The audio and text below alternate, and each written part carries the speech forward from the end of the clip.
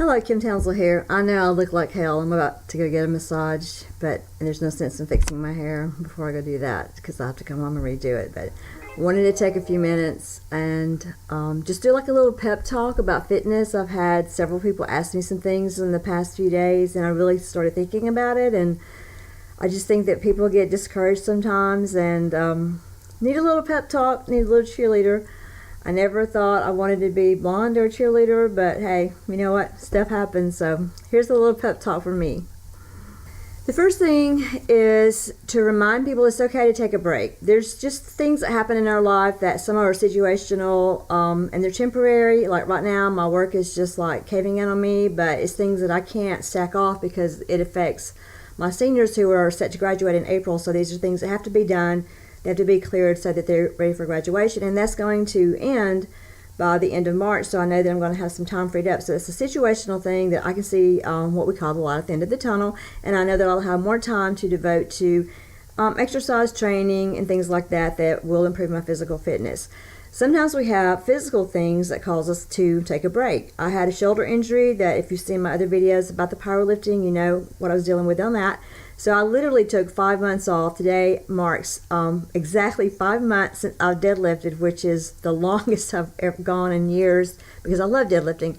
But I was trying to give a chance to let everything kind of heal up and let everything kind of settle down again. I've still been doing what I call exercises, but not really training for a competition. It's okay to take a break like that, and don't beat yourself up for having to say, you know what, I'm stacked up with these domains in my life right now, and I'll get back to that thing over there. We just know that we have to balance things. I call it keeping the glass balls in the air. If you know things that are super important, you got to keep those up in the air, and from it's you've got to decide what those are for yourself. And then the rubber balls, it's okay, let them kind of roll around, bounce around, and they're going to come back to you, and you can pick those back up and put them back on your plate. The second thing is about fitness, just make small changes. I actually have a motivational video up about this. I think people say, I've got to change everything in my life right now because I'm not happy with the way I look or the way I feel or whatever. So they go in and try to change everything and make these big sweeping changes, and that doesn't work for so many reasons. It's a whole lifestyle change all at once, and it's hard to get a whole bunch of new habits in.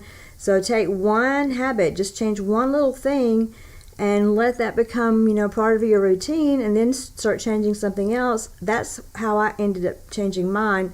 And eventually I found a picture of me from 10 years ago. It was awful, and I thought I was so cute.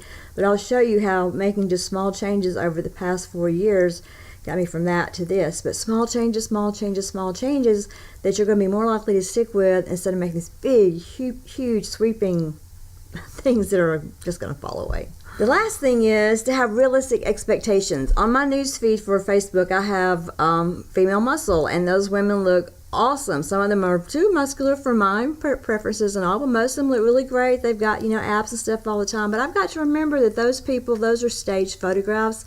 That's when they were doing cuts for competition. They have the benefit of makeup artists. They have all these things to help them look that way. They're costumed. They have professional photographers, and I don't. This is it. This is what I'm going to look like.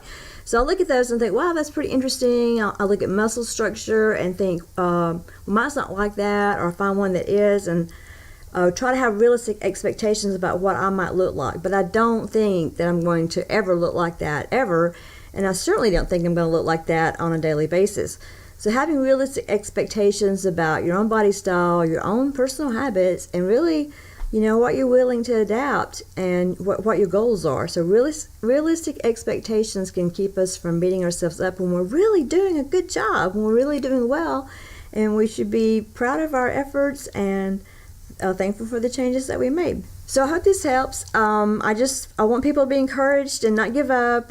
We are our own worst enemies sometimes. There's probably nobody meaner to you than you are to yourself on occasion, and I want you to be nicer to yourself than anyone else is. So take care of yourself, and I'll see you next time. Bye.